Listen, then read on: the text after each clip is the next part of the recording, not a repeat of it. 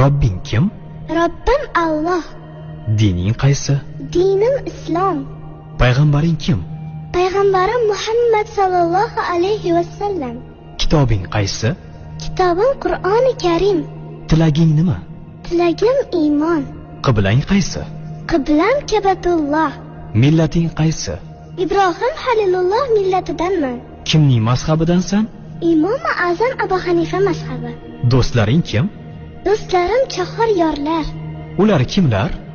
Abu Bakr Siddiq, Hazrati Umar, Hazrati Usmon, Hazrati Alidir. Qachondan beri musulmonsan? Al-Misoqdan beri. Al-Misoq nima? Alloh taolo ruhimizni yaratib, ulardan va'da olgan kun. E'tiqoding qaysi?